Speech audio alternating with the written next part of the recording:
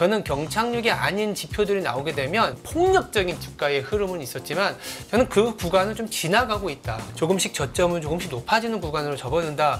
이런 얘기를 좀 할 수 있을 것 같아요. 당연하게도 우리가 바라보는 시장은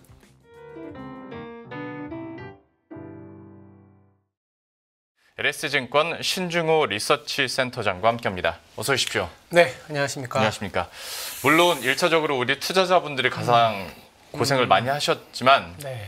센터장님께서도 만만치 않은 하루를 보내셨으리라 짐작이 네, 됩니다. 오늘 하루 정말 길고 뭐 시청자분들 그리고 투자자분들 상당히 힘든 날이었을 겁니다. 뭐 공교롭게도 제가 또 지난주 목요일에 왔을 때 7월보다는 8월이 또 괜찮고 8월이 9월보다 나았다. 그러니까 9월이 8월보다 낫다 이런 얘기를 해드렸지만 보기 좋게 이틀 만에 또 10%라는 급락을 맞이하다 보니까 솔직히 하면 약간 정신이 좀 없더라고요. 네. 그래서 와, 시장이 이렇게까지 단기에 하락을 할 수 있구나. 물론 20 몇 년 동안 봐왔지만 그때마다 항상 하락을 했을 때 참 이게 왜 그러지? 이 가격이 주는 의미가 뭐지라는 어떤 심각성을 그때도 느끼지만 오늘도 와, 뭔가 무슨 문제가 터진 거 아니냐 이런 불안감을 여전히 지울 수 없는 건 또 사실입니다. 예. 그렇지만 또 좀 건조하게 시장을 좀 바라봐야 된다는 측면에서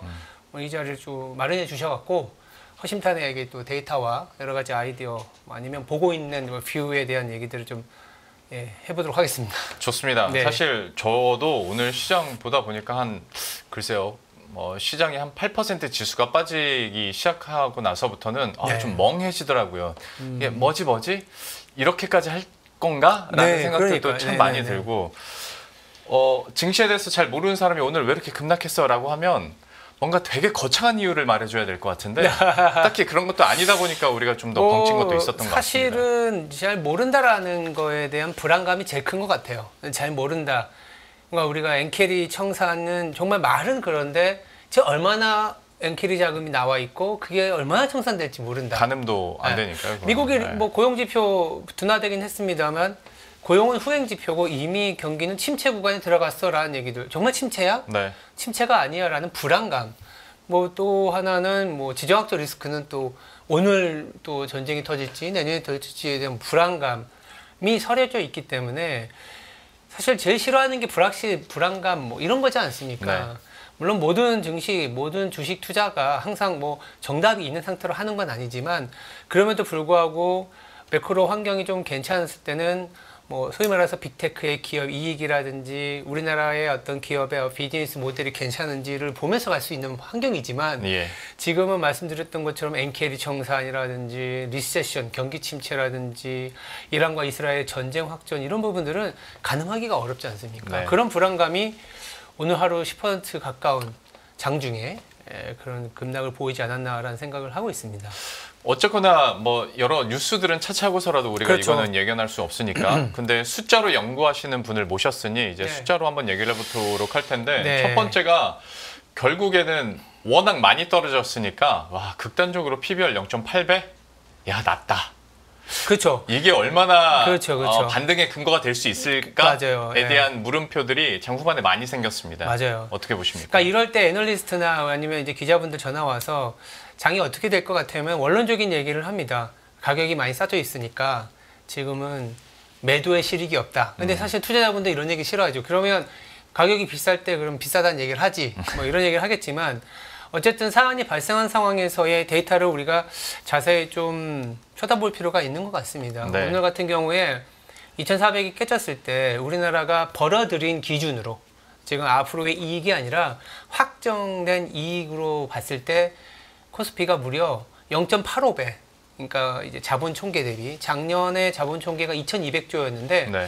코스피가 아마 2,200조도 안 된 수준으로 하락을 해서 지금은 0.86배, 87배까지는 올라온 것 같습니다만 2,300 후반까지 찍었을 때는 금융위기 레벨이 언제냐면 0.83배 정도 돼요. 네. 그러면 사실상 금융위기 레벨까지 장중에 좀 갔다 왔다라고도 할 수 있는 거죠. 네. 그러면 금융위기 때와 지금 또 다르고 그 이후에 사실 제가 보여드린 차트에서도 보면 극단적으로 코로나 팬데믹 때는 뭐 0.65도 깼잖아 이런 얘기를 할 수 있습니다. 근데 우리가 생각해 봤을 때 이런 블랙스완, 물론 우리가 앞으로도 이렇게 주가가 하락을 했던 거는 우리가 모르는 뭔가 블랙스완이 있다라는 거에 대한 프라이싱일 수 있지만 네. 아주 극단적으로 좀 뭐한 얘기지만 우리가 코로나 팬데믹 때 이게 빠졌다가 올라오는 기간이 2주 정도밖에 안 됩니다. 예. 2주도 안 되죠, 사실은. 그러면 지금 상황에서 소위 말해서 만약에 레버리지를 쓰거나 신용을 쓰지 않은 상태라면 사실은 지금 주식을 만약에 비우지 못했다면 여기서는 보유하고 가는 게 맞다라는 거죠. 이 가격에서는. 물론 이게 가격이 싸져 있다는 게 상승의 이유는 되진 않습니다. 네. 그러니까 가격이 싸다고 올라가지는 않잖아요.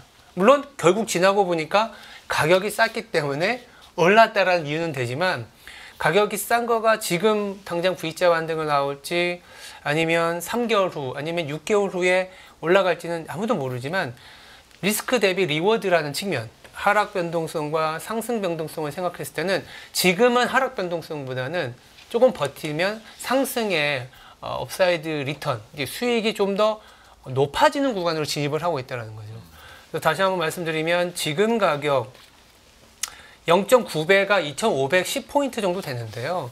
저희가 그냥 한번 단순히 생각해 봤어요. 2010년 이후에 0.9배, 그러니까 그 금융위기도 비슷한데 0.9배를 깨고 내려갔을 때 평균적으로 0.9배까지 얼마나 회복을 했냐라고 보니까 열흘 안에 회복을 했습니다. 네. 그러니까 일주일 동안 언더슈팅이 팍 발생하긴 하지만 그만큼 이 0.9배 내지는 0.8배의 이 레인지, 이 범위의 주가가 위치하고 있다는 것은 상당히 하방 경직성이 높은 레벨이다. 네. 이렇게 말씀드릴 수 있을 것 같아요. 근데 다만 이게 우리가 과거의 지표 이야기들을 하다 보니까 지나간 이야기로 이제 우리가 가볍게 얘기할 수 있지만 지금은 당장 내일 증시가 어떻게 될지 모르니까 이제 불안감도 더 커질 수밖에 맞습니다. 없는 건데 네.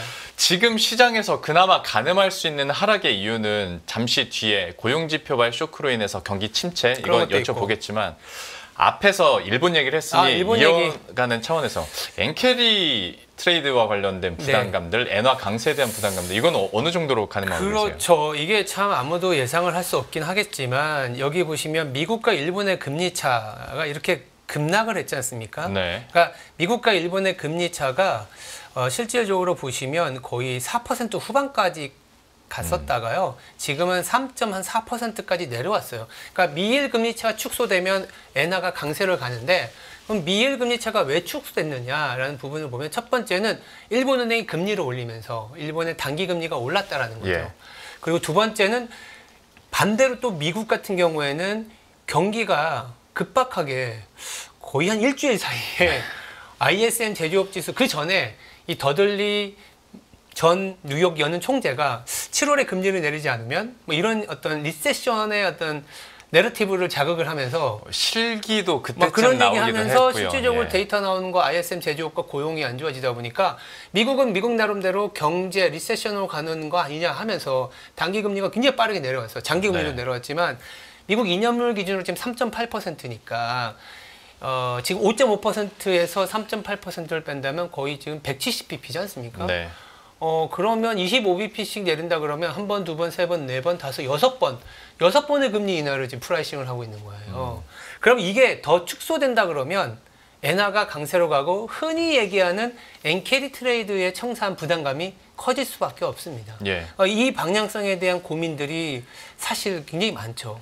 근데 저는 이제 여기엔 차트에는 못 넣어드렸습니다만 말로 좀 설명을 해드린다면 일단 일본부터 말씀드리면 일본이 지금 2년물 금리가 0.47%를 8월 1일에 찍고 조금씩 내려오고 있어요. 네.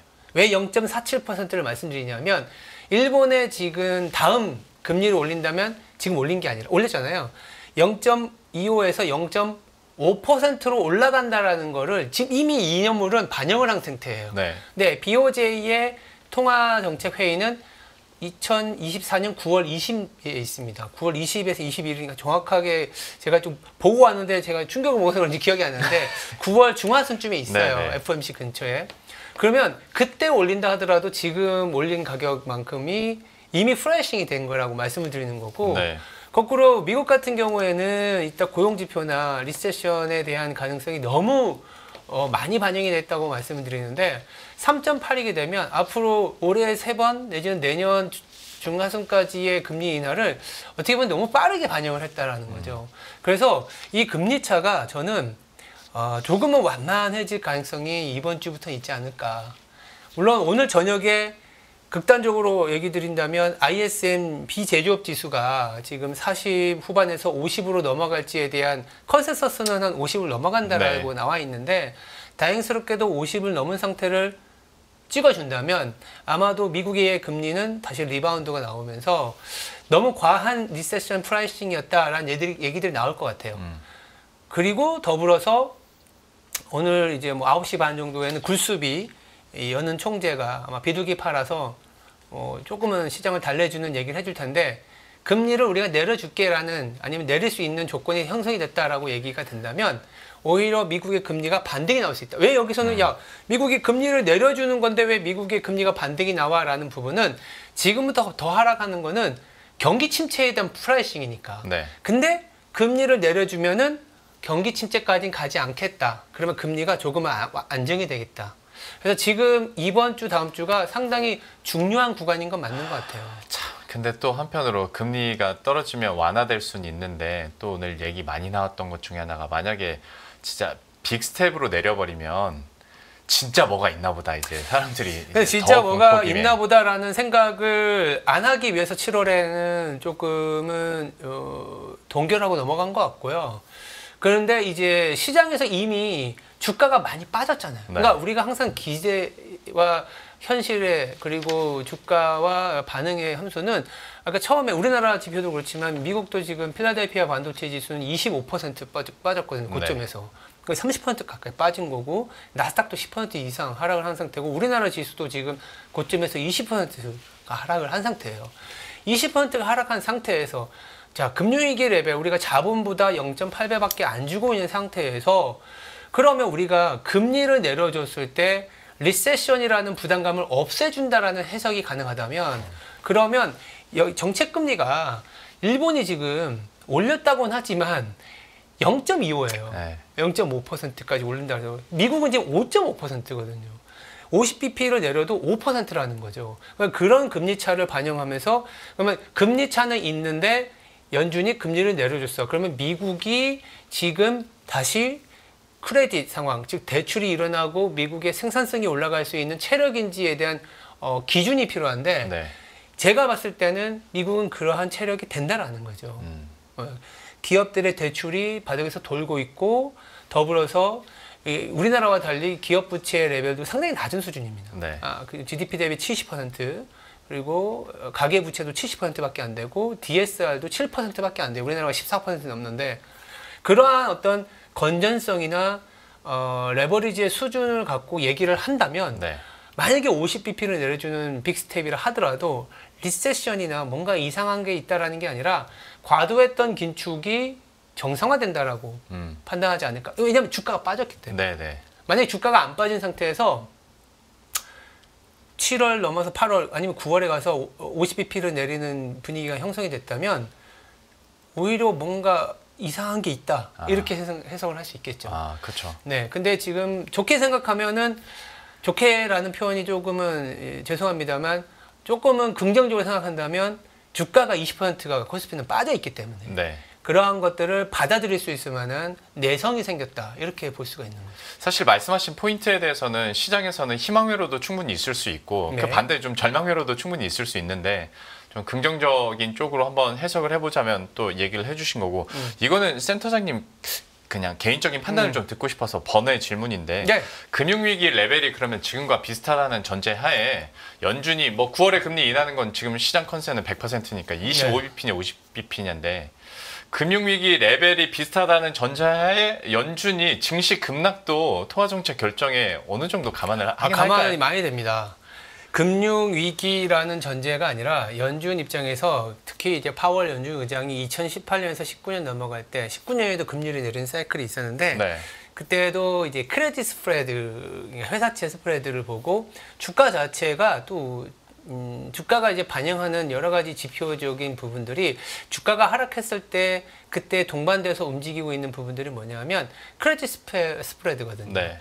당연히 주가가 하락을 한다라는 건 경기 상황이나 내지는 지금 상황에서의 비용들, 이를테면 유가가 급등했었거나 내지는 금리가 높은 수준이게 되면 이 금리 수준에서는 뭔가는 잘 경제 상황이 돌아가지 않는 거야라는 거에 대한 반응이잖아요. 예. 근데 지금 주가가 하락하는 거는 빅테크가 비싼 것도 있지만 이 정도의 레벨이 너무 유지가 된다면 경기 침체, 특히나 이제 고용 시장이 불안해지고 고용 시장이 불안해진다는 거는 이 코로나 이후에 80%의 고용은 중소기업에서 발생을 했었거든요. 근데 중소기업의 일자리가 많이 생성되지 않는다라는 거에 대한 반영이기 때문에 당연히 주가가 하락하다면 크레딧 스프레드가 올라간다라는 네. 거죠. 회사채의 금리가 올라가게 된다라는 거고 그런 부분들을 본다면 연준 입장에서는 금리를 내릴 수 있을 만한 어떤 근거, 명분이 되는 거죠. 그동안에는 네네. 명분이 조금 없었지만 지금은 주가가 빠졌고 회사채 스프레드가 올라간다. 그럼 아마 짧게는 뭐 이번 주부터 FOMC가 끝났기 때문에 굴스비 총재를 비롯해서 박힌이나 여러 이제 연준 의원들이 이런 어떤 연설을 하잖아요. 네. 그런 데서 회사채 스프레드라든지 어떤 크레딧 상황에 대한 얘기들을 해주면서 9월에 금리 인하의 어떤 가능성이나 빅스텝에 대한 얘기도 어느 정도는 해줄 수 있다고 생각을 하고 있고 아니면 8월 23일부터 시작된 잭슨홀에서 네. 통화 정책에 대한 얘기들이 아마 우리가 보통 기억하시겠지만 2010년대에는 8월만 되면 주가가 빠지면 8월에 무슨 이슈가 있었냐면 잭슨홀 때 항상 맞습니다. QE 해주고 네. 뭔가 통화 완화 정책을 해주면서 시장이 좀 들어 올려가는 그런 과정이었는데 어쩌면 지금 그럴 수 있는 상황인 거죠. 그래서 지금 단기적으로는 안타깝게도 FOMC가 끝나고 나서 고용지표나 이런 게 나오다 보니까 당장 FOMC가 9월 중하순에 있다라는 그런 기간 리스크 때문에 시장은 더 자극적으로 하락을 했지만 조금 긍정적인 시나리오를 본다면 이렇게 주가가 하락했기 때문에 이번 주에 나오는 연준 의원들의 발언이라든지 네. 아니면 잭슨홀에서의 통화 정책에 대한 방향성이라든지 이런 부분들은 시장에 그래도 플러스 중립 이상의 이벤트는 될 수 있다. 그리고 다음 주부터 이제 빅테크들은 또 자사주 매입을 할 수 있지 않습니까? 네. 그런 부분들도 어느 정도 수급적으로는 어떤 하방의 경직성을 조금 높여주지 않을까 이렇게 생각하고 있습니다.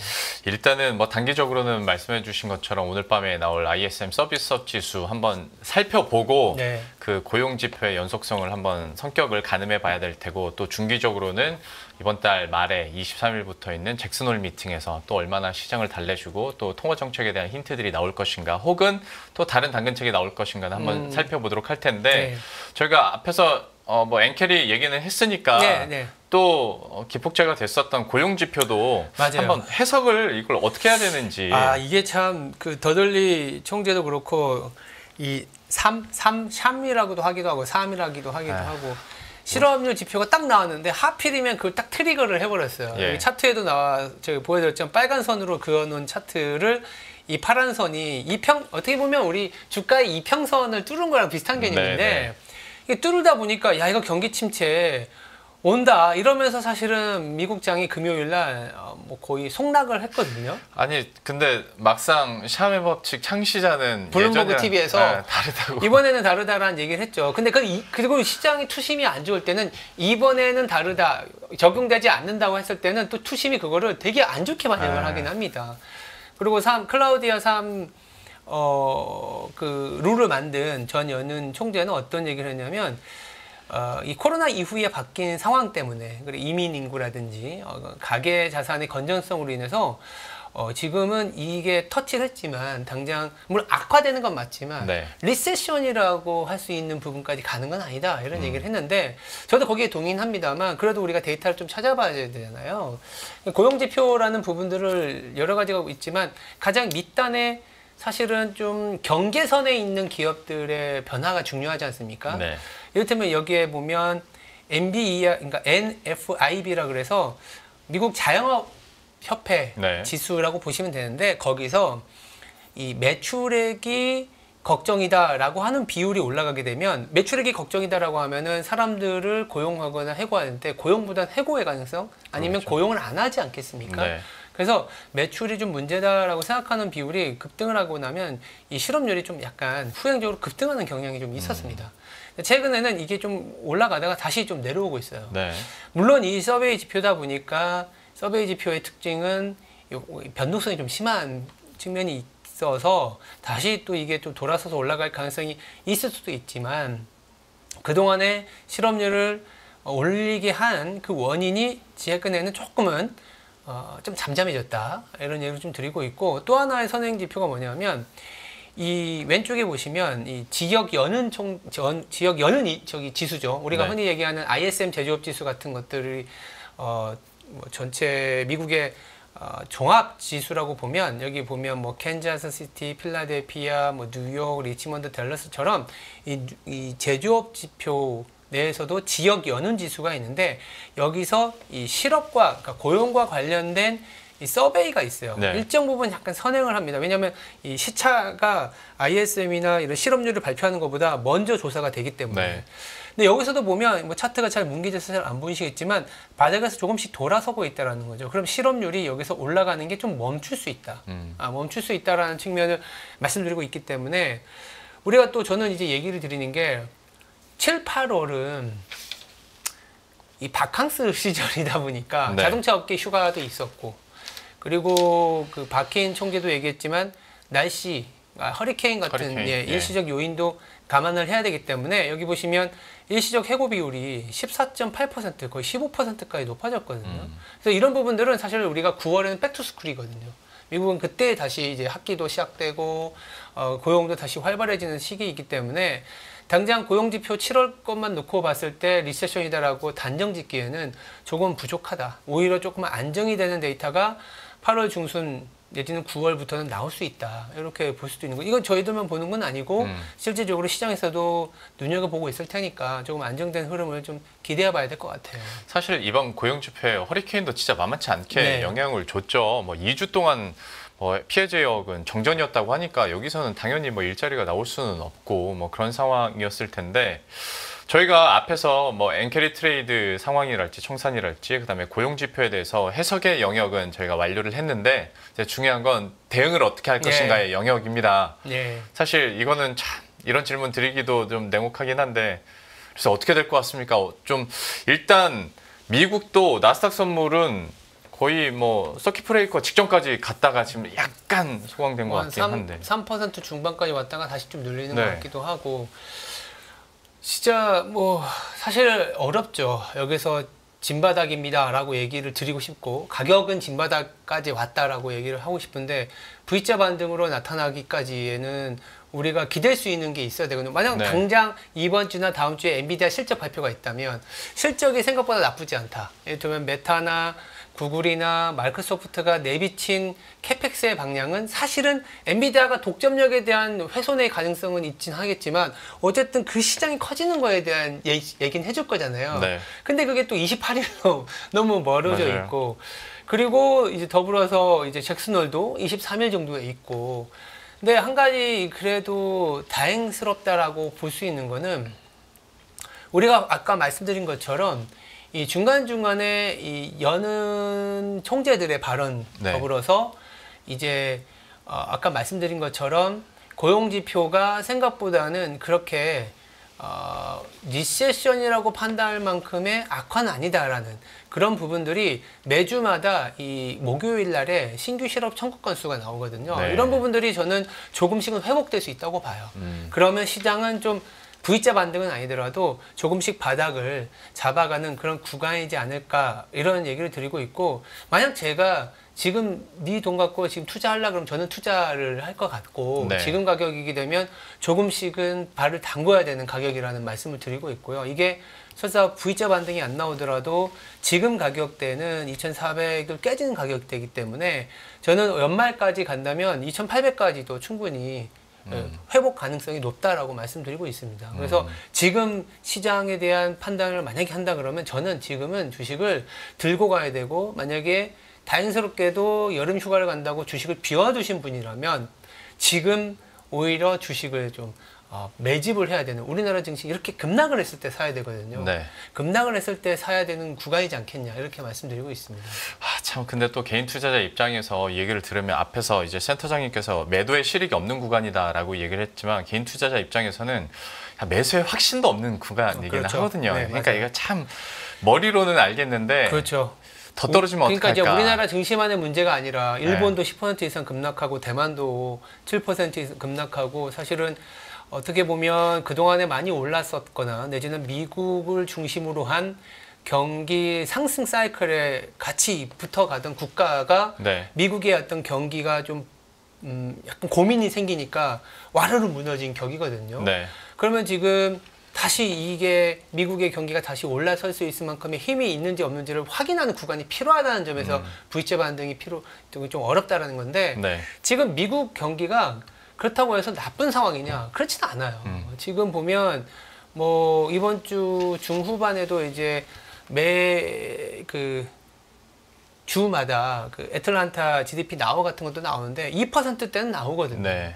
그럼 2%대가 나오는 거는 사실은 경기 경착륙은 아니라는 얘기인 네, 거죠. 네. 그래서 저는 경착륙이 아닌 지표들이 나오게 되면 시장은 다소나마 어떤 엔캐리 자금이라든지 약간 리스크 프리 펀드들 이를테면은 이제 약간 패시브 자금들 때문에 와르르 무너졌던 그런 어떤 폭력적인 주가의 흐름은 있었지만 저는 그 구간을 좀 지나가고 있다. 물론 리바운드가 나왔다가 다시 좀 눌리고 뭐 이런 구간이 있겠지만 어쨌든 이런 구간 내에서 조금씩 저점은 조금씩 높아지는 구간으로 접어든다 이런 얘기를 좀 할 수 있을 것 같아요. 예, 지금 할 수 있을 것 같고 당연하게도 우리가 바라보는 시장은 이런 거죠. 앞으로 계속 금리를 올려가면서 비용을 높여가는 이슈냐. 네. 지금 그건 아니잖아요. 네. 어쨌든 금리를 내려가는 상황인데 예전에 이를테면은 IT 버블이나 금융위기나 이럴 때는 금리를 내리게 되면 리세션이 왔다.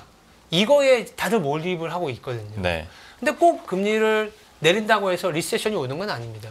최근 9번 중에 3번은 리세션이었지만 6번은 리세션이 아니었거든요. 미국도 네. 금리 인상 사이클에서 내리는 사이클이. 네. 그래서 우리가 봤었던 2000년대 이후의 사이클은 금리 인상을 갔다가 금리가 멈추면 내리면 리세션이었다라는 그런 공포 때문에 지금도 20% 빠졌지만 리세션이면 여기서 10% 20%더 빠져 이런 고민이 있는데 네, 네. 저는 그 리세션이 아니라 금리를 내리게 되면 연착륙으로 갈 수 있는 미국의 경기다 이런 말씀을 드리고 있죠. 그러니까 과거 사례를 봤을 때 경기 침체는 항상 급작스럽게 오는데 또 하필 그 시기는 한창 금리 인하기더라라는 게 지금으로 맞아 떨어지니까 그런 걱정을 하게 되는데 맞아요. 오히려 반대급부로 작용할 수도 있다라는 얘기를 해주셨고 막판에 힌트는 나온 것 같긴 합니다만은 제가 그거 여쭤보고 싶었어요. 그래서 매수의 확신을 가지려면 최소한 미국 경제가 지금 상황에서 노랜딩을 기대하는 건 너무 양심 없어 보이는데 그쵸. 최소 소프트 랜딩은 돼줘야 되는 거 아닌가? 소프트 랜딩의 가능성은 저는 있다고 보고 있고 기본적으로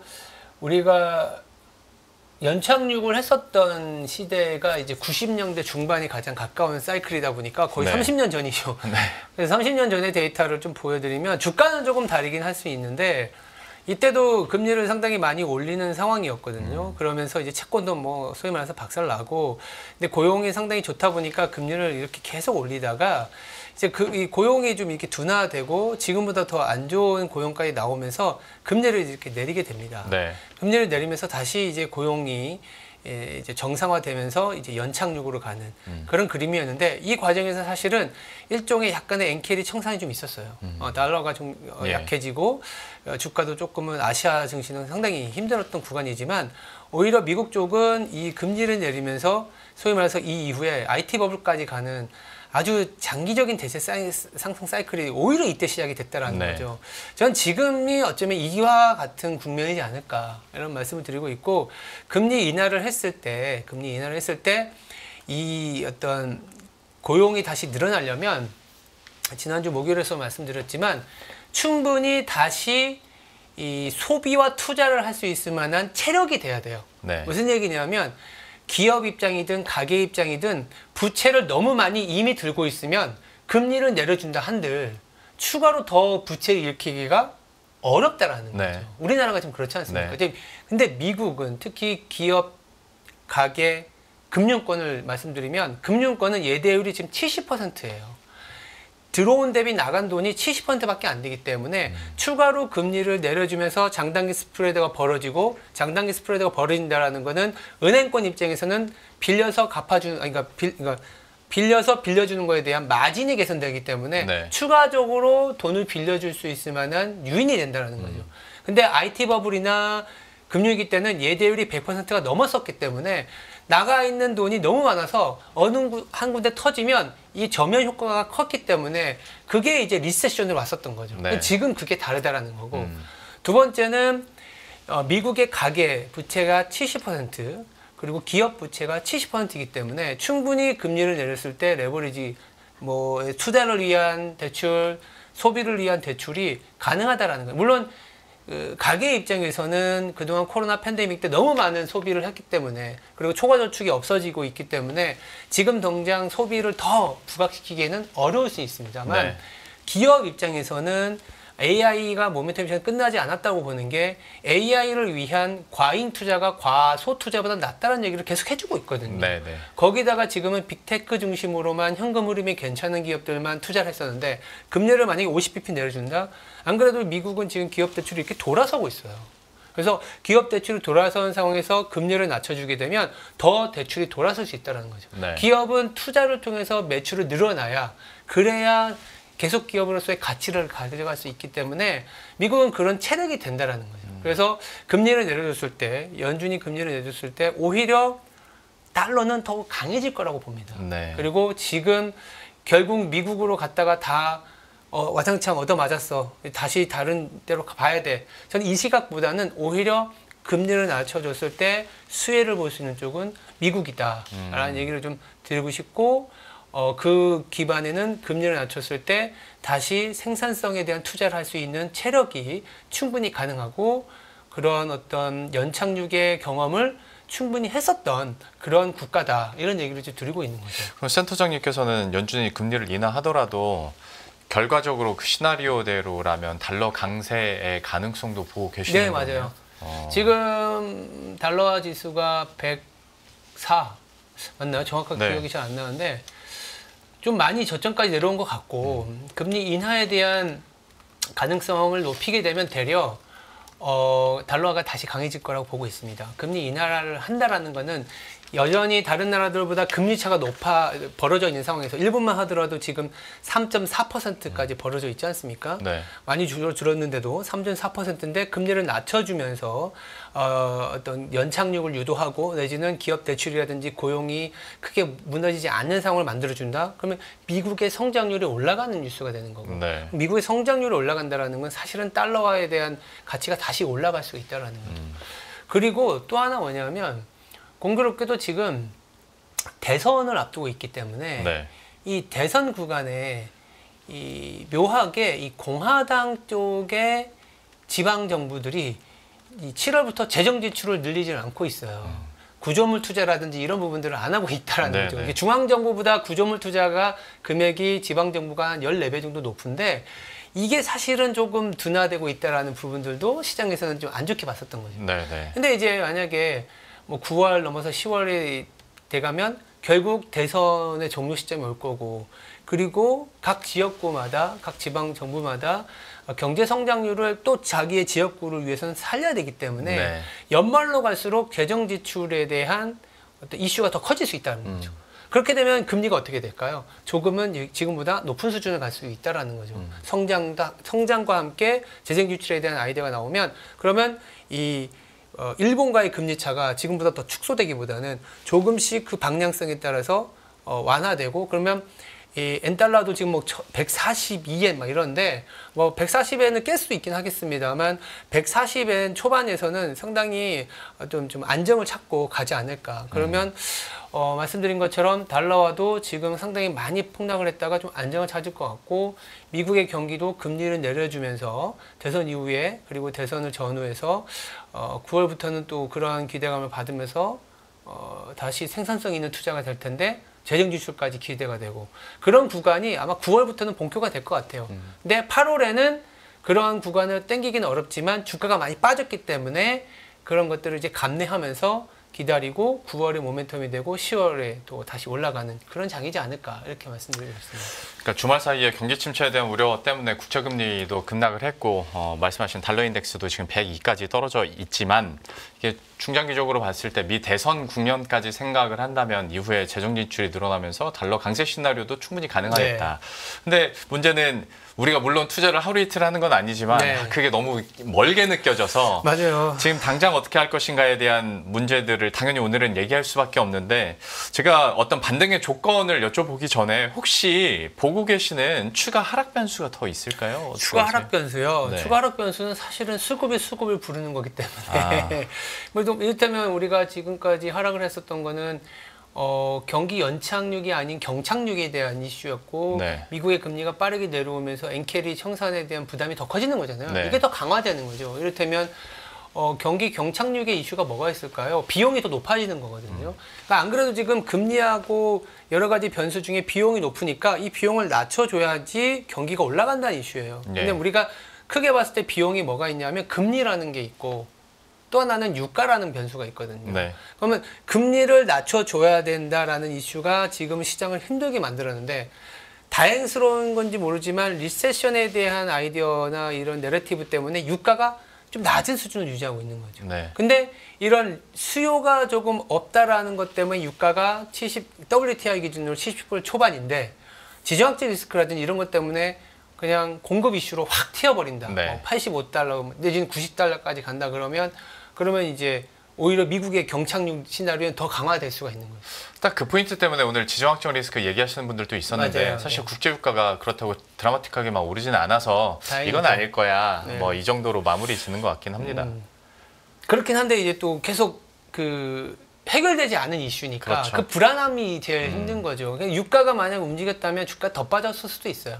근데 유가가 그래도 컨트롤이 되고 있고 유가 자체가 물론 이제 이스라엘과 이란의 어떤 전면전 시나리오까지 간다면 사실은 이제 기본 베이스 시나리오보다는 조금 더 힘들어지는 구간을 갈 수는 있겠죠. 이 유가가 막 튀어버리면. 네. 그러면 말씀드린 것처럼 기업 입장에서는 금리든 유가는 다 비용으로 반영을 하니까.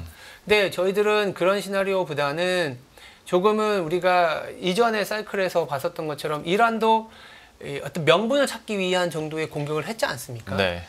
저도 잘 모르는데 기사를 통해서만 본 거였죠. 그래서 그 정도의 어떠한 이슈 정도로 끝나는 게 베스트 시나리오라고 보고 있기 때문에 베이스 시나리오 보고 있기 때문에 유가가 지금 물가에 충격을 주는 건 어쨌든 전년 대비로 이렇게 보는 부분이면 80달러 중후반을 넘어서지 않는 상황이라면 네. 지금 수준에서는 조금은 미국도 연착륙의 어떤 그림으로 갈 것 같고 시장도 조금 많이 빠져 있기 때문에 바닥권을 좀 그려가는 그런 국면이지 않을까 이렇게 말씀드리고 있습니다. 좋습니다. 자, 그러면 지금의 추가 변수들까지 한번 잠깐 살펴봤고 이 시장이 반등하려면 우리들은 어떤 지표 혹은 어떤 뉴스, 어떤 움직임을 좀 예의주시해야 될까에 대한 힌트를 좀 주셨으면 좋겠습니다. 시장이 반등하려면요. 아니면 반등하려면일 수도 있고 이 현상이 나오면 반등하겠구나 라고 이 가능할 수 현상이 있는. 나온다면 이제 미국의 국채 금리가 안정을 찾는 이슈가 나와줘야죠. 지표적으로는 오늘 밤에 ISM 또 얘기했지만 서비스업이라든지 이런 미국의 경제 지표가 우려했던 것보다는 그렇게 나쁘진 않다 정도만 나와준다면 시장이 너무 우리가 리세션, 경기 침체에 너무 우리가 반영을 했었다라는 그 되돌림이 나올 수 있을 것 같아요. 그러니까 약간 ISM 서비스가 기대보다 낮더라도 한 50 정도 이상만 나와준다면 1차적으로는 안정을 찾지 않을까라는 생각을 하고 있고 네. 두 번째는 이 일본의 움직임을 잘 봐야 될 것 같아요.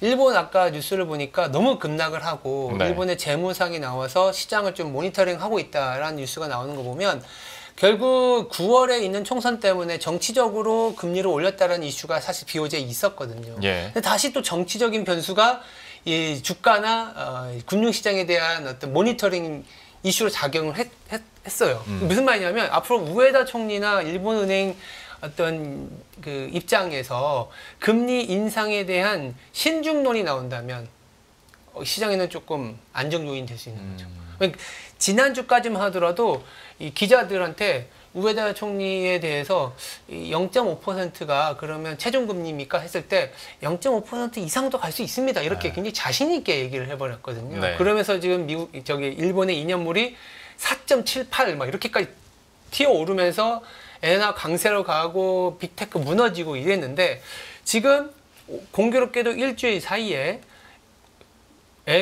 니케이가 지금 뭐 거의 12% 빠지고 그쵸. 이러니까 기사 찾아보시면 일본의 재무상이나 이런 부분들이 모니터링 한다? 그럼 이 부분은 또 뭐냐면 너무나 빠르게 엔화가 강세로 가서 이 강세의 속도를 좀 제어한다라든지 아니면 금리 인상에 대해서 물가의 조건이나 경제 상황을 좀 보겠다라는 내용이 나온다면 0.5%까지 반영한 이념물이 더 뚫고 가기가 어려울 거라는 거죠. 네. 그러면 이게 우리 시장에는 좀 반등 요인이 될 수 있는. 그러니까 미국의 경제 지표가 오히려 그냥 좀 괜찮게 정도 나와주고 아니면 일본 은행이나 일본 쪽에서의 아까 제가 말씀드렸던 그런 어떤 얘기가 좀 나와주고 마지막으로는 또 그 연준 의원들 기댈 수밖에 없어요. 연준 의원들이 이번 주, 다음 주에 조금 이제 계속 연설을 좀 하는 부분들이 있기 때문에 그런 어떤 시장 달래기 정도의 아까 그 블룸버그에서는 뭐 긴급 뭐 금리 인하 얘기까지 이렇게 나오더라고요. 네네. 근데 그거는 사실은 너무 좀 내부적으로 막 만들어낸 얘기인 것 같고 아마도 조금은 시장의 급락세를 연준도 보고 있거든요. 네. 그러니까 물가의 조건은 갖춰졌고 고용을 보겠다라는 건 뭐냐면 경제를 보겠다라는 거고 성장을 보겠다라는 거고 성장 중에 하나의 어떤 가늠자가 주가이기 때문에 주가가 무너진 거는 연준은 아마 케어할 수밖에 없습니다. 그러니까 대놓고 케어하는 건 아니죠. 네네. 그럼 고용 시장이 무너지는 거에 대해서 반응을 할 거고 반응을 한다라는 거는 이 연준 의원들의 발언이 시장을 좀 달래주는. 그래서 뭐 세 가지 정도 쓰기는 연준 의원들의 멘트라든지 일본은행 내지는 일본 쪽에서의 어떤 그 엔화 강세와 금리 인상에 대한 속도 조절론 그리고 이제 미국의 경제가 이건 침체는 아니잖아. 네. 쿨링 다운은 많이 뭐 다운 이렇게 경기 둔화는 많은데 침체는 아니다 정도만 나와준다면 시장은 좀 반등의 기미 내지는 포인트로 잡을 수 있지 않을까 생각하고 있습니다. 결국에는 일본과 미국의 통화 정책 흐름이나 그 발언들에 대해서 스탠스 확인에 대해서 우리가 변수이자 반등 조건으로 삼을 수밖에 없는데 네. 사실 지금 연준 의장한테는 인플레이션 당시 때 어떤 실기에 대한 부담감이 있지 않을까 싶거든요. 비하인드 더 커브라기도 하고 네. 뭐 내지는 뭐 너무 늦은 긴축 네. 그리고 너무 늦은 금리 인하 뭐 이런 네. 얘기들이 있죠. 근데 그 힌트를 얻을 수 있는 게 잭슨홀 미팅이라고 한다면 네. 그 전에 슬금슬금쓱 얘기들이 뭐 미국은 월스트리트 저널이고 예. 일본은 니케이를 보면 돼요. 네. 니케이 지수가 아니라 그 니케이라는 신문이 있지 신문, 않습니까? 네.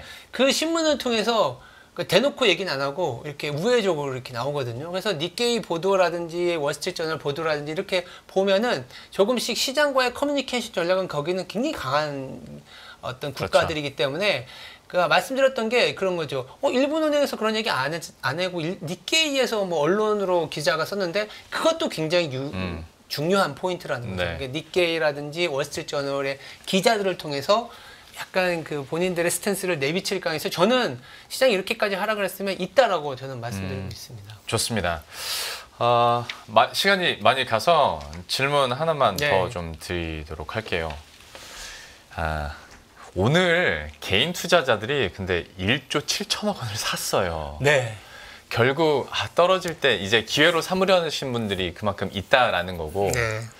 그러면 섹터로 봤을 때 제가 센터장님 모셨으니까 막 네. 종목 얘기까지는 안 하겠는데 네, 네.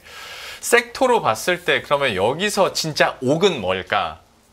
혹자는 바이오 쪽 얘기하시는 분들도 네. 있고요. 혹자는 아예 인프라 쪽 얘기하시는 네. 분들도 있던데 좀 센터장님께서 어떻게 보십니까? 저희는 지금 한바탕 주가가 빠진 이후에 올라가는 거기 때문에 주도주가 조금은 바뀔 가능성도 있죠. 그러니까 반도체 자체가 빠진다는 게 아니라 반도체보다 다른 생산성 있는 투자, AI 투자는 계속 하는데 네. 결국은 다시 이제 여기서 금리가 내려가게 되면 그동안 좀 짓눌렀었던 업종들이 올라가면서 몽골몽골하면서 올라가야 이제 리바운드가 되잖아요. 네. 그래서 저희도 비슷한 게 뭐냐면 오히려 이제 건설주라든지 아니면 네이버 같은 내수주라든지 아니면 제약바이오, 삼바로 같이 이제 CDMO나 생물보안법 같은 네. 이슈가 있기 때문에 높은 금리에서 그동안 계속 피해를 봤었던 업종들을 봐야 된다라는 얘기를 드리고 있고 한편으로는 그런 부분들이 사실은 계속 언더되고 비중이 줄어들어 있고 밸류에이션이 좀 많이 낮아져 있기 때문에 상대적으로 시장 리스크보다 하방 리스크가 좀 덜한 업종이긴 합니다. 다만 이거는 이제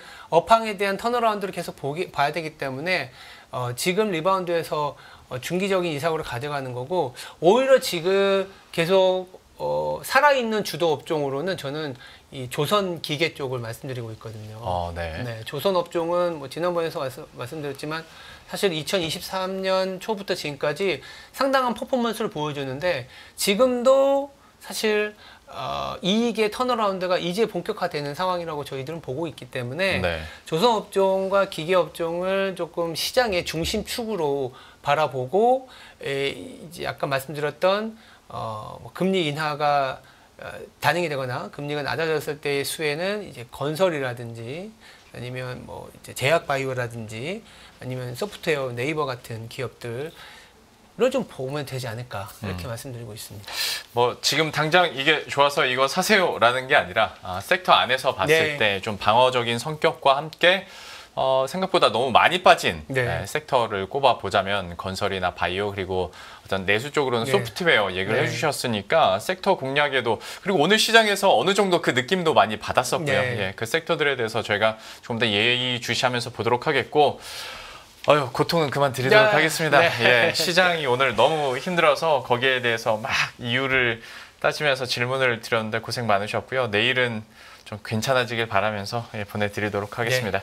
LS증권 신중호 리서치 센터장과 함께했습니다. 오늘 말씀 고맙습니다. 네, 감사합니다. 네.